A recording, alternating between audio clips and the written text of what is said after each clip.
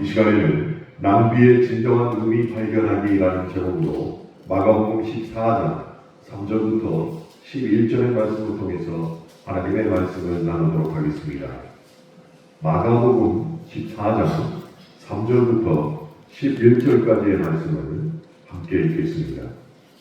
예수께서 베다니 나병 환자 시몬의 집에서 식사하실 때에 한 여자가 매우 값진 향유 곧 순전한 나드 한 옥합을 가지고 와서 그 옥합을 깨뜨려 예수의 머리에 부으니 어떤 사람들이 화를 내어 서로 말하되 어찌하여 이 향유를 허비하는가? 이 향유를 300데나리온 이상에 팔아 가난한 자들에게 줄 수 있었겠도다 하며 그 여자를 책망하는지라. 예수께서 이르시되 가만두라. 너희가 어찌하여 그를 괴롭게 하느냐? 그가 내게 좋은 일을 하였느니라. 가난한 자들은 항상 너희와 함께 있으니 아무 때라도 원하는 대로 모을 수 있거니와 나는 너희와 항상 함께 있지 아니하리라. 그는 힘을 다하여 내 몸에 향유를 부어 내 장례를 미리 준비하였느니라. 내가 진실로 너희에게 이르노니 온 천하에 어디서든지 복음이 전파되는 곳에는 이 여자가 행한 일도 말하여 그를 기억하리라 하시니라. 12 중에 하나인 가룟 유다가 예수를 넘겨주려고 대제사장들에게 가매 그들이 듣고 기뻐하여 돈을 주기로 약속하니 유다가 예수를 어떻게 넘겨줄까 하고 그 기회를 찾더라.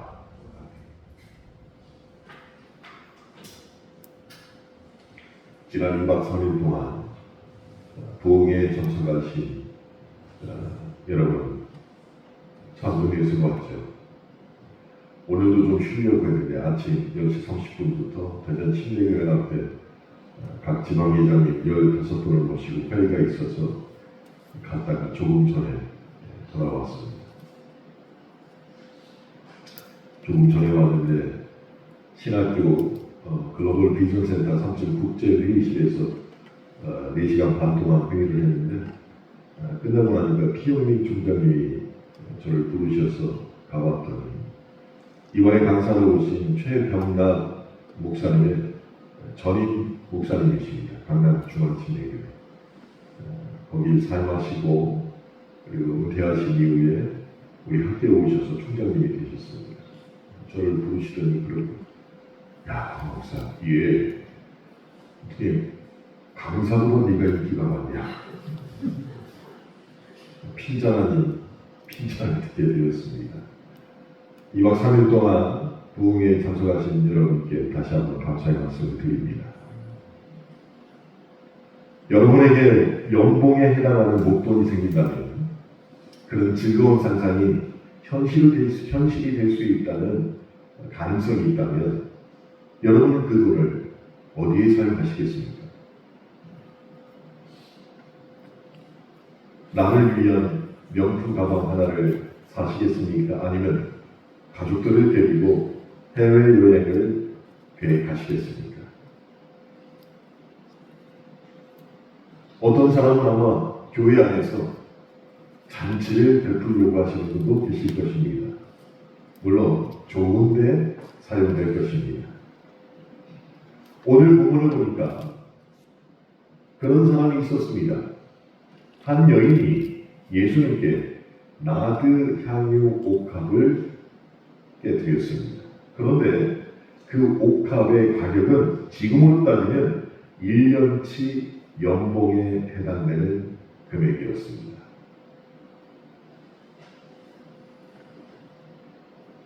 사람들은 이 모습을 보고서 잘했다, 정말 잘했다, 너 대단하다 이렇게 칭찬한 게 아니었습니다. 그 모습을 보고 있던 사람들은 너 왜 그 돈을 낭비하고 있느냐라고 질책했습니다.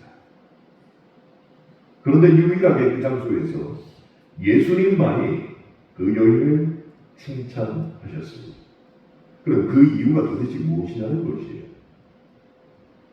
예수님은 진정한 낭비의 의미를 아셨기 때문입니다. 오늘 제목이 낭비의 진정한 의미를 발견하기입니다. 저 낭비의 진정한 의미를 발견하기 위해서 가장 좋은 방법은 주님이 공감하지 못하는 낭비가 무엇인가를 알아보는 것이죠. 우리가 말하고 있는 진짜 저건 낭비다라고 하는 것이 도대체 무엇인가 알게 되면 주님이 공감하는 낭비는 또 무엇인가를 자연스럽게 알게 되는 것이죠. 주님이 공감하지 못하는 낭비, 첫 번째는 이것입니다. 권력을 낭비하는 사람에 대해서 주님은 결코 공감하지 못한다는 것입니다. 오늘 본문을 보니까 예수님을 죽이려고 기획하는 사람들이 등장하게 됩니다. 대제사장과 서기관들이 예수님을 흉계로 잡아서 죽일 방법을 찾고 있었습니다. 이 시점에서 이틀이 지나면 유교절과 무교절이 다가왔습니다. 그때는 사람들이 정말 많이 예루살렘에 모이게 됩니다. 명절입니다. 그런데 이때 사람들의 마음에 옳지 못한 일을 행하게 되면 밀란이 일어날 수 있게 됩니다.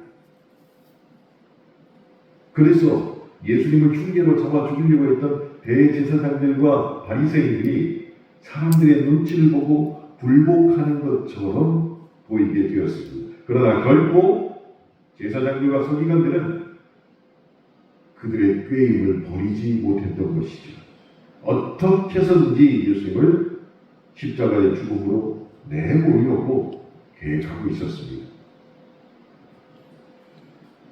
그럼 그들이 그렇게 두려워했던 군중들은 뭐라고 있었을까요?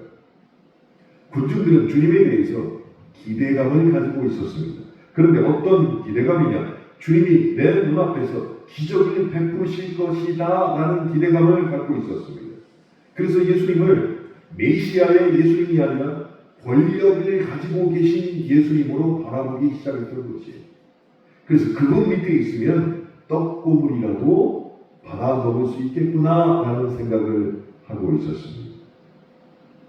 정말 그랬습니다. 예수님께서 예루살렘에 입성하자마자 그 기대감은 폭발적으로 절정에 이르게 됩니다. 예수님을 기다리고 있던 사람들의 환호성이 하늘을 찌르게 됩니다. 이 말을 다른 말로 바꾸면 권력의 줄을 서려는 현상은 2000년 전 예루살렘이나 지금 우리가 살고 있는 시대나 똑같다는 것이에요. 목사님, 저는 아닙니다. 아니요, 똑같습니다. 대학병원에 가려면 무슨 생각을 하게 됩니까? 거기 아는 간호사라도 한 명 있어야 됩니다. 그래야지 일이 빨리빨리 되는데 하면서 여기저기 수소문하지 않습니까? 간호사가 도대체 무슨 권력이 있어요? 근데 거기 근무하니까 편의를 봐줄 수 있겠다라는 생각을 하니까 그가 가지고 있는 능력도 권력이라고 생각하는 것. 우리 모두가 가지고 있는 것이죠. 그랬기에 제자들도 그 마음을 갖고 있었습니다. 제자들끼리 이 당시에 제일 많이 오고 갔던 말은 네가 더 크냐 내가 더 크냐. 그렇게 서로 경쟁하고 비교하기 시작했습니다. 저도 어제 그랬습니다. 부흥회 마치고 목사님들이 쭉 나와서 거기 계신 어제 427분이 오셨는데 모두에게 안수 기도를 한다고 해서 기다리고 있었는데 그 자리에 우리 교인들은 제 앞으로 아무도 오지 않았습니다. 눈을 씻고 찾아봐도 제 앞에는 아무도 오지 않았어요. 이분들이 그냥 간다는 생각도 들었습니다. 한 명도 못 봤습니다.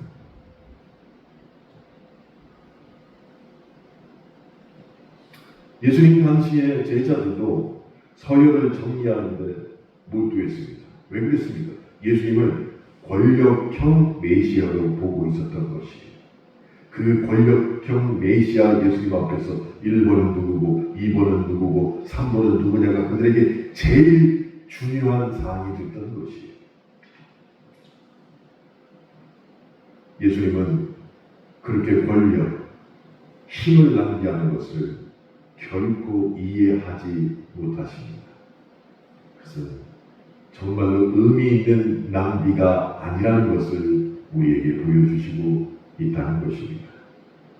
두 번째로 예수님께서 난 도저히 이해하지 못하는 낭비가 무엇이냐? 자산을 낭비하는 사람을 주님은 이해하지 못하십니다. 자, 여러분, 죽음을 눈앞에 둔 예수님께서 지금 오늘 본문을 보니까 환자의 집에 초대를 받고 가셨습니다. 그 동네는 베다니입니다. 베다니의 특징은 가난한 이들이 사는 곳입니다.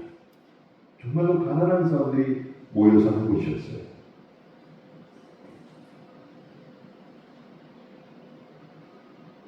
가난한 사람들의 처지에서 오늘 말씀을 보면 특별히 나드 향유 옥합을 깨뜨린 그 여인을 보면 그 여인은 결코 사려 깊지 못하고 진정한 낭비가 아니라 사치를 했다라고 손가락을 받게 됩니다. 어떤 사람들 입장에서요? 가난한 사람들 입장에서 바라보면 말이죠. 그 마음을 이 모습을 본 사람 중에 누가 제일 공감하고 이해했을까요? 바로 유다입니다. 유다가 그 마음을 제일 공감했습니다. 그리고 나서 제일 먼저 그 여인에게 화를 내기 시작했고 비난하기 시작합니다. 왜 그랬냐?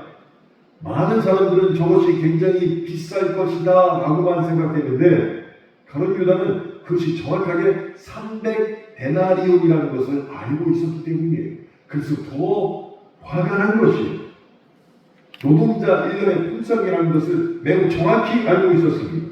그래서 가룟 유다는 감정 섞인 말로 호통치고 씩씩거리며 그 여인을 책망했던 것이에요.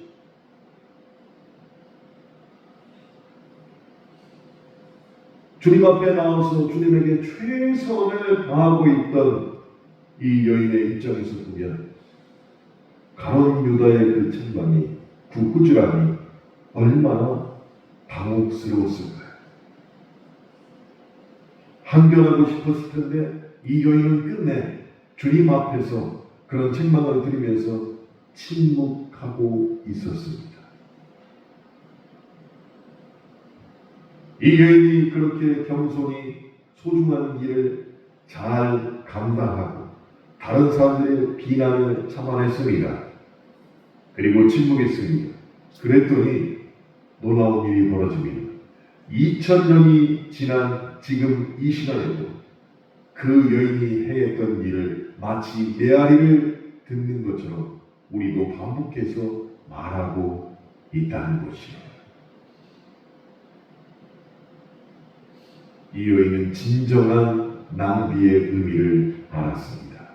그래서 자신의 자산을 가장 어울리는 분에게 그것도 1년치 품삯을 다 내어드렸고 그것이 진정한 낭비의 의미라는 것을 이 여인과 주님만 알게 되었던 것입니다.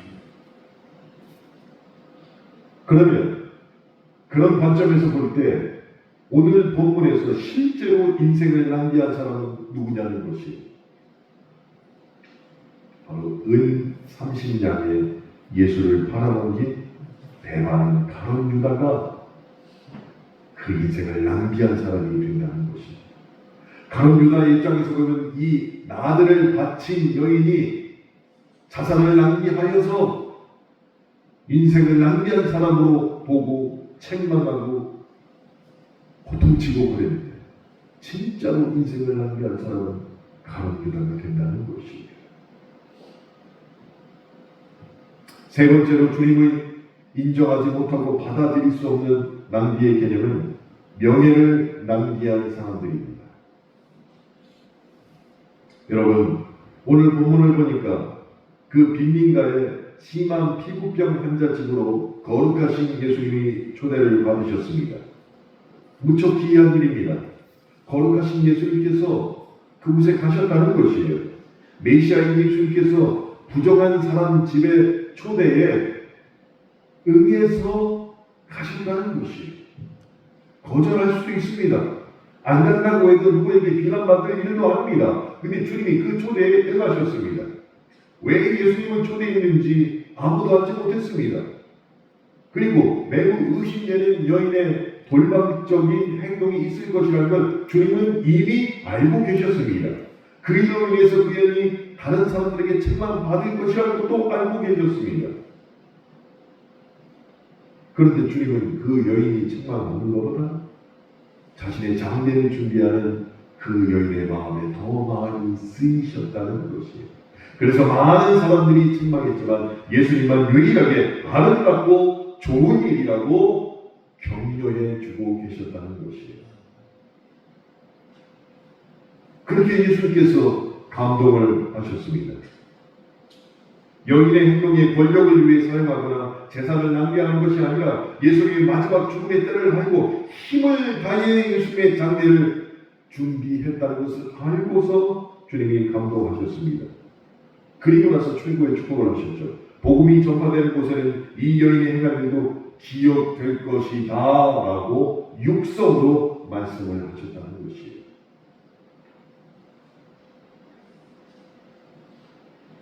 그러나 가룟 유다는 권력을 낭비하는 사람들에게 예수님을 넘겨주려고 거래를 시도했습니다. 그러니 누가 명예를 더럽히고 수치스러운 사람이 될까요? 바로 가룟 유다인 것입니다. 사랑하는 성도 여러분, 우리는 주님이 공감하고 또 주님이 직접 행하시고 칭찬하신 그 낭비의 의미를 전적으로 믿고 따라야 하는 사람들입니다. 그렇게 사는 것이 다른 이들 보기에는 저건 사치고 낭비다. 야, 예수를 믿어도 좀 적당히 믿어라. 왜 선을 넘냐? 라고 비난할지라도 낭비의 진정한 의미를 발견하신 주님을 따라서 나의 자산, 나의 생명, 이 모든 것을 어디에 쓰는 것이 가장 좋은가를 성경을 통해서 깨닫고 그대로 현실을 따라가는 사람이 되어야 한다는 것이에요. 어제 부흥에 참석하신 분들 아마 재밌는 얘기를 많이 들으셨을 거예요. 저는 낮에도 계속 최명락 목사님하고 점심 식사도 같이 하고 오전 8시부터 계속 같이 있었습니다. 근데 이미 그 얘기를 들었어요. 이놈의 교회. 이놈의 교회라는 얘기를 오전마다 들었습니다. 그 얘기를 두 번째 듣는데도 참 우리가 정말 그렇게 사는 게 아닌가? 계속 생각이 들었습니다. 도대체 왜 그런 생각을 했을까? 오늘 성경 말씀하고 어제 들었던 얘기하고 올라오기 전에 밑에서 잠깐 묵상하면서 듣는데 그래, 그렇게 교회 세우는데 방해가 되고 교회를 헐뜯고 하는 사람들의 유일한 특징이 무엇이냐? 낭비의 진정한 의미를 발견하지 못한 사람들입니다. 그래서 그렇구나 라는 것을 또 공감하게 하시고 깨닫게 해주셨습니다. 우리는 주님의 그 뒤를 정말 묵묵히 따라가야 될 줄로 믿습니다. 그런데 우리가 함께 읽은 마가복음 14장에서만 이런 말씀이 나온 게 아니더라고요. 제가 두 분의 말씀을 더 드리고 설교를 마치겠습니다. 구약에서도 이런 일이 있었습니다. 하나님을 믿음으로 어찌 보면 삶을 낭비한다는 비난을 받을지도 모르지만 그래도 하나님의 뜻대로 살려고 애썼던 사람들이 있습니다. 오늘은 그 중에 에스더와 다니엘에 대해서 말씀을 드리겠습니다. 자, 찾기가 좀 힘들 텐데 구약 성경에 에스더 2장 15절부터 18절의 말씀을 한번 찾아봐 주시기 바랍니다. 에스더 2장 15절부터 18절입니다.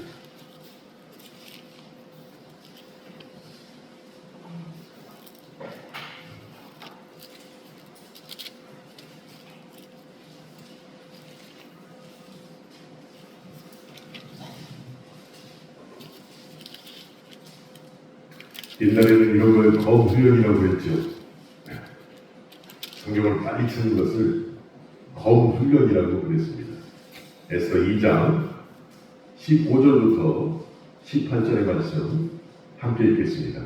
모르드게의 삼촌 아비하일의 딸 곧 모르드게가 자기의 딸같이 양육하는 에스더가 차례대로 왕에게 나아갈 때에 궁녀를 주관하는 레시 헤게가 정한 것 외에는 다른 것을 구하지 아니하였으나 모든 보는 자에게 사랑을 받더라. 아하수에로 왕의 제7년 10월 곧 베벨월에 에스더가 왕궁에 인도되어 들어가서 왕 앞에 나가니 왕의 모든 여자보다 에스더를 더 사랑하고 그가 모든 처녀보다 왕 앞에 더 은총을 얻은지라. 왕이 그의 머리에 관을 씌우고 와스비를 대신하여 왕으로 삼은 후에 왕이 크게 잔치를 베푸니 이는 에스더를 위한 잔치라. 모든 지방과 신하들을 위하여 잔치를 베풀고 또 각 지방의 세금을 면제하고 왕의 이름으로 큰 상을 주니라. 라는 말씀이 있습니다. 북왕국 이스라엘과 남왕국 유다는 사람의 잘못으로 국가가 멸망이 되었습니다. 그런데 하나님은 다윗의 왕가가 영원히 끊이지 않도록 그들이 포로로 잡혀간 시기에도 주님의 사람들을 통해서 여전히 일하고 계셨습니다. 오랜 재건 기간 중에 한 시기를 책임진 그 중에 하나님이 사용하시는 사람 중에 한 사람이 바로 왕후 에스더였습니다. 에스더는 그야말로 평범한 처녀였습니다. 그런데 포로로 끌려온 이 평범한 에스더를 제국의 왕으로 만드시기 위해서 하나님은 완벽하게 준비하시는 모습을 보셨습니다. 먼저 하나님은 BC 483년에 기존의 왕후였던 와스디가 퇴위하도록 일을 하셨습니다. 그런데 그 이유가 아무도 상상하지 못하는 이유였습니다. 왕위 잔치 중에 왕과 왕후의 실수로 고집부린 왕후가 갑작스레 퇴위가 되었습니다. 그러면 나중에 지난 다음에 왕이 가서 그러니까 내가 잘 들어 하고서 다시 복권시킬 수도 있잖아요. 하나님이 그렇게 못하게 하셨습니다. 하나님이 그 이후에도 정치적인 역학관계를 만드셔서 와스비를 복권시키지 못하게 하셨습니다. 자, 왕후가 폐위되니까 왕후를 다시 뽑아야 되잖아요. 와스비를 대신할 왕후를 다시 뽑아야 되잖아요. 그 일은 신속하게 이루어지는 것이 상식입니다. 그런데 그 일이 지연되기 시작했습니다. 하나님은 그것까지 다 계획하셨습니다. 페르시아 제국이 헬라권 나라들과 큰 전쟁을 앞두고 있었습니다. 그래서 왕으로 새로 뽑는 일이 계속 지연됐습니다. 결국 순적으로 분리했던 이 페르시아 제국이 BC 480년에 살라미스 해전에서 헬라 여러분에게 패배하게 됩니다. 그래서 그 여파로 에스더에 나오는 아하수에로 왕이 큰 위기를 경험하게 되었습니다. 그 지금 왕후를 뽑느냐 마느냐는 아무런 관심사가 아니게 되었던 것이에요. 그 위기 가운데 신하들이 머리를 맞댔습니다. 자, 이 위기 상황을 어떻게 벗어날 것인가? 그래, 변화를 주기 위해서 왕으로 새로 뽑자. 이미 시간이 지났으니까. 그랬는데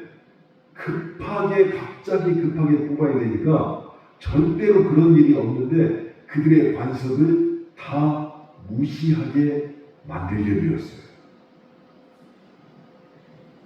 자, 원래 이 페르시아 제국은 왕후를 뽑을 때 유력 가문의 딸과 혼인을 해야만 했습니다.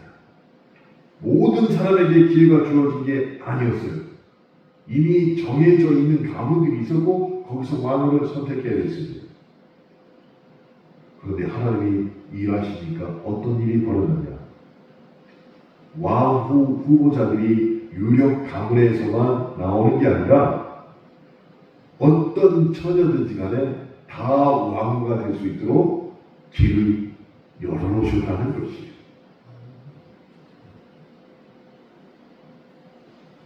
그러니까 에스더가 처녀이니까 지원을 할 수 있는데 뭐까지 하나님이 숨기셨냐? 그가 포로로 끌려온 유대인이라는 것까지도 밝히지 않아도 될 정도로 하나님이 일을 만드셨다는 것이에요.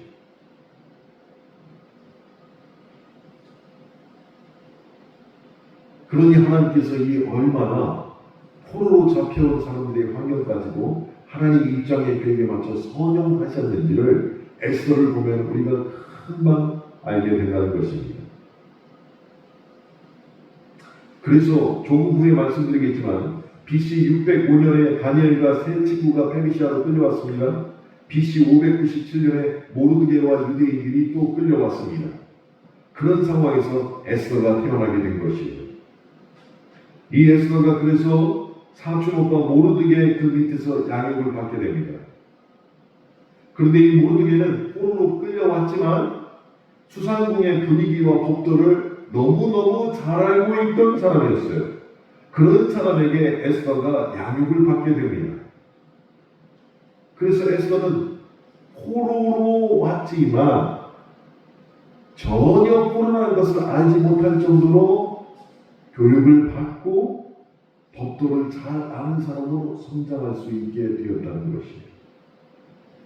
이런 모든 여건을 완벽하게 준비하신 분이 하나님이셨습니다. 그렇게 하나님에게 초대받은 사람들이 에스더와 모르드게였습니다. 그럼 하나님께서 왜 모르드게와 에스더를 부르셨냐는 것이에요. 그것은 포로로 왔지만 하나님에 대한 거룩함을 포로 생활 중에도 잊지 않고 있었기 때문에 그들이 선택된 것이에요. 그렇게 하나님께서는 에스더를 오랫동안 지켜보시고 그를 왕의 자리에 오르기 위하여 이미 준비를 하고 계셨던 것이에요.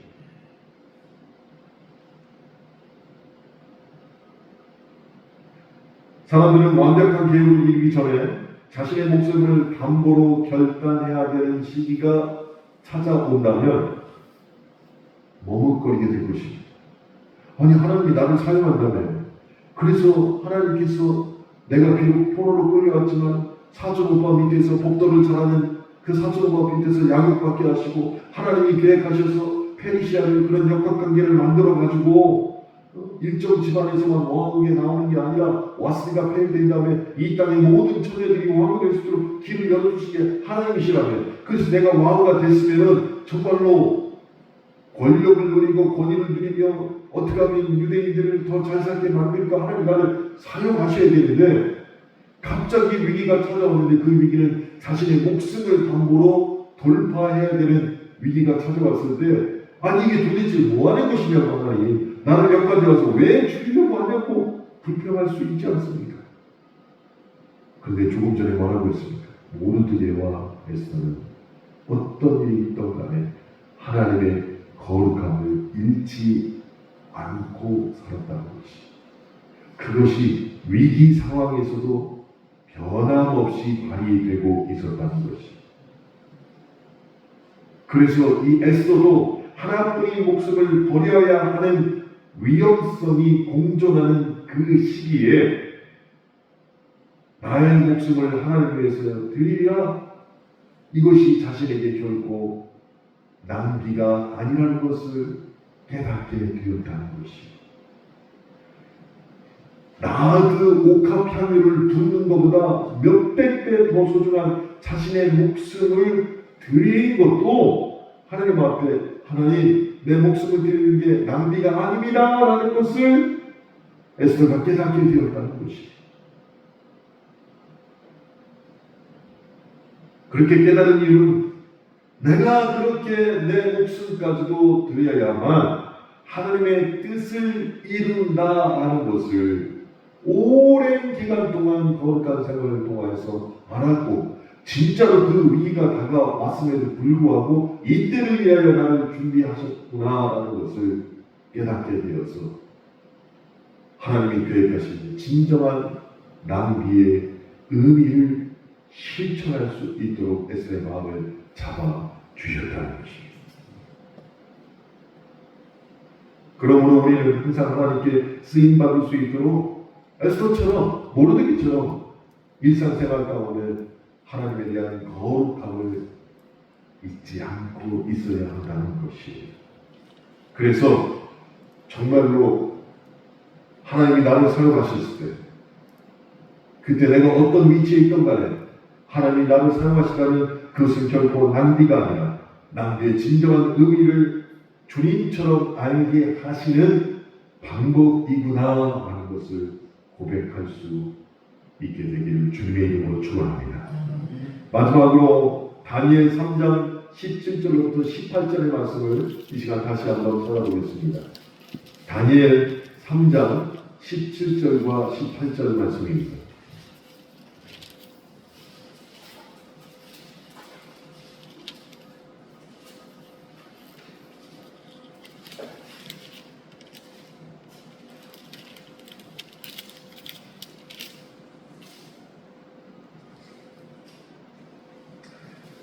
다니엘 3장 17절 18절 말씀 함께 읽겠습니다. 왕이여, 우리가 섬기는 하나님이 계시다면 우리를 맹렬히 타는 풀무불 가운데에서 능히 건져내시겠고 왕의 손에서도 건져내시리이다. 그렇게 하지 아니하실지라도 왕이여, 우리가 왕의 신들을 섬기지도 아니하고 왕이 세우신 그 신상에 절하지도 아니할 줄을 아옵소서. 오늘날 우리는 끊임없이 부정, 부패, 배신, 신뢰 하락 등의 소식을 뉴스를 접하면서 마음 무겁게 보고 있지요. 가족, 친구, 사회, 그리고 교회 안에서도 신뢰가 흔들리는 경험을 매번 당하고 있습니다. 그런데 우리가 함께 읽은 다니엘서 3장에 등장하는 세 친구 다 아실 거예요.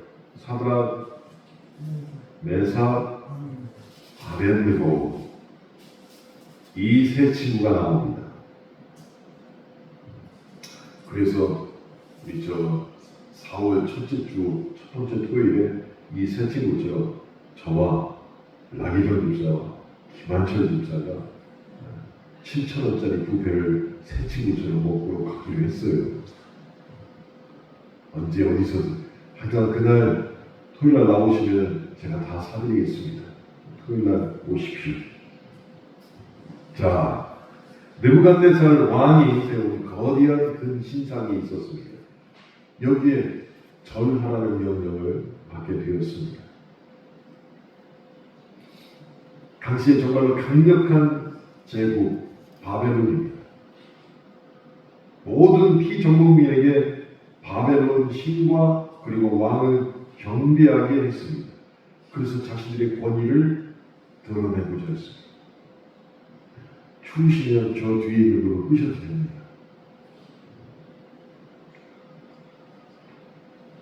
그럼 사람들이 그냥 금신당이니까 절만 하면 살려준다니까 절하지 뭐 해도 될 것입니다.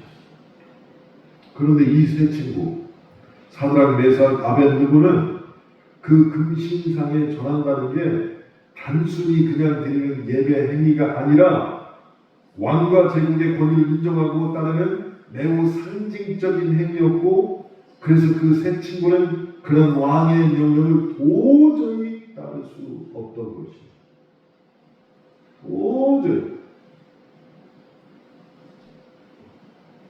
그들의 마음속에 이런 확신이 있었습니다. 우리가 가서 저 금신상에 절을 하면 그것은 하나님께 대한 배신이다 라는 확고한 믿음이 자리 잡고 있었던 것입니다. 하나님께 대한 배신이다.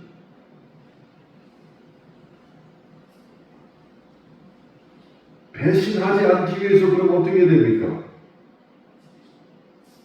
왕에게 분노를 받게 되고 그 분노의 결과로 풀무불, 맹렬히 타는 불가마, 정말로 극한의 위협 그 안으로 들어가야 했습니다.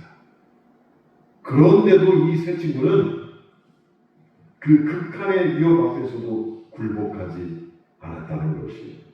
근데 그 이유가 두 가지였습니다. 먼저는 하나님의 말씀은 타협 불가능한 진리라는 것을 그들은 알고 있었기 때문이에요. 타협할 수 없다는 것을 알고 있었다는 것이에요. 그들은 하나님의 주권을 절대적으로 신뢰했고 세상의 어떤 권세보다 하나님의 명령을 최우선으로 살고 있던 세 친구였습니다. 그러니까 이런 말도 있잖아요. 끼리끼리 만난다. 그런 사람들끼리 만난 거예요.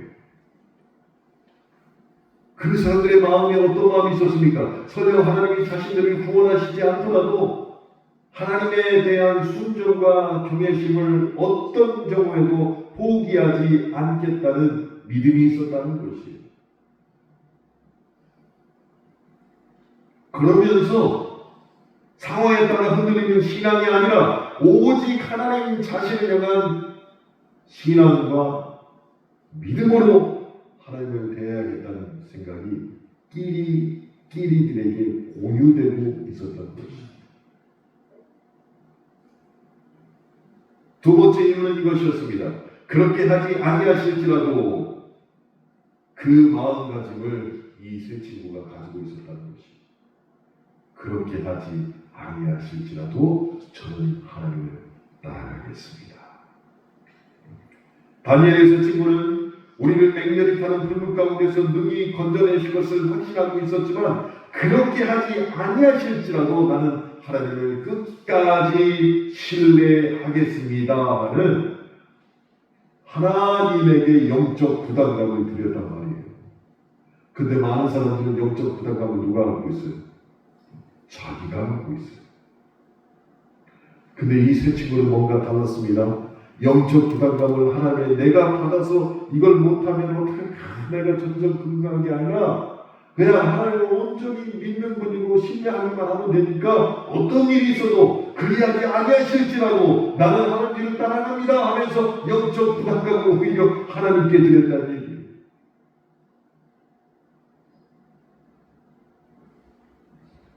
죽음의 문턱 앞에서조차 하나님을 선택하는 이들의 모습, 인간적인 두려움을 넘어서는 신앙의 본질을 우리에게 보여줍니다. 그런데 이들도 에스더와 똑같습니다. 목숨을 담보로 했다는 것입니다. 우리 마가복음에서는 나그라는 깨어진 옥합을 두고서도 사람들이 그렇게 비난을 했습니다. 너 그거 말이야. 왜 낭비해? 라고 비난을 했습니다. 근데 구약에 와서 보니까 에스더와 다니엘은 어땠습니까? 옥합이 아니에요. 1년치 품삯이 아니에요. 내 목숨이에요. 내 목숨을 낭비하는 것과 똑같은 상황이에요. 근데 그것은 그리하지 아니하실지라도 내 목숨을 구원하지 아니하실지라도 이것은 결코 낭비가 아닙니다. 하나님이 생각하시는 낭비의 진정한 의미로 내가 드리는 겁니다 라고 생각했다는 것입니다.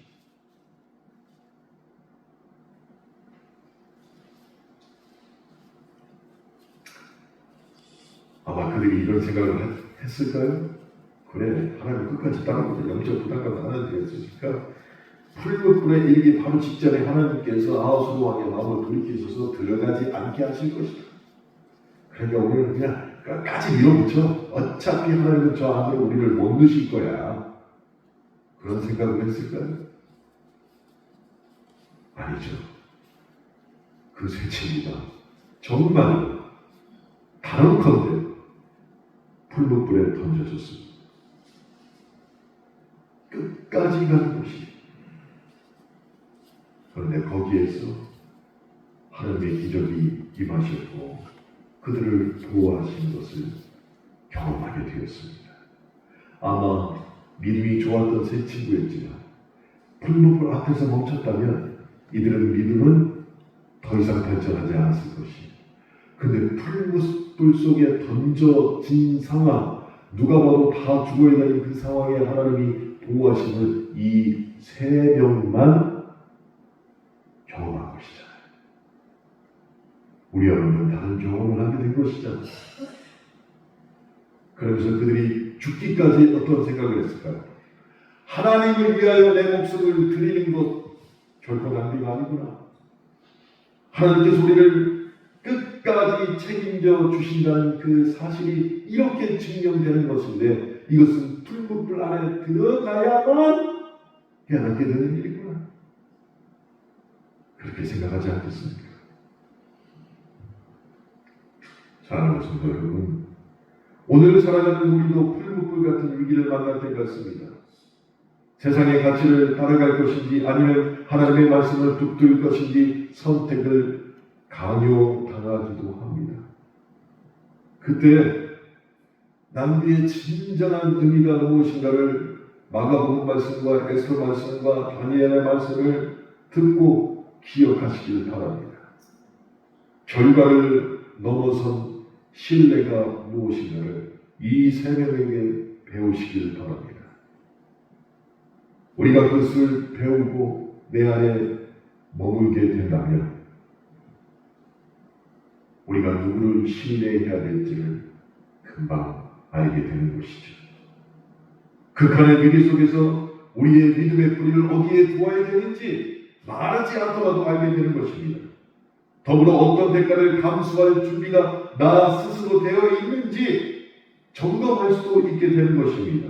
그리고 하나님의 사람으로 쓰임받기 위하여 내가 어떤 희생을 치러야 할 것인지를 또한 알게 되는 것입니다. 하나님의 말씀이냐 세상의 가치냐, 이 둘 중에 하나를 선택해야 할 때 과연 우리는 어떤 결정을 내릴 것인지 스스로에게 물어봐야 합니다. 하나님을 신뢰할 수 있는 삶은 그의 선하심과 그리고 우리에게 공급하심을 믿고 모든 순간에 함께 하신다는 것을 인정하고 받아들이는 삶만 가능하게 되는 것이에요. 그런 사람에게 낭비의 진정한 의미는 발견될 수밖에 없다는 것입니다.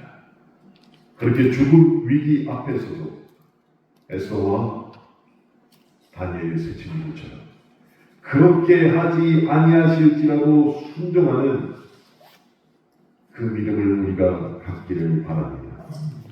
그래서 우리 역시 하나님을 향한 믿음을 놓지 않을 때 하나님의 능력과 도우심을 우리 역시 경험하게 될 것입니다.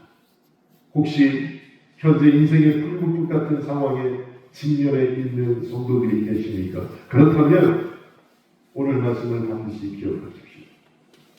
주님 앞에 일년치 품삯에 해당하는 나드 옥합을 깨뜨린 자의 마음과 하나님이 준비하신 왕의 자리에 올라서 이제는 다 됐구나 생각했는데 갑자기 목숨을 담보로 왕 앞에 나아가게 되는 에스더의 그 심정과 풀무불 앞에서 머뭇거림이 없이 하나님의 말씀을 선택하고 그 안으로 들어갔을 때 하나님이 보호하시는 그 놀라운 경험을 한 다니엘의 세 친구들의 마음,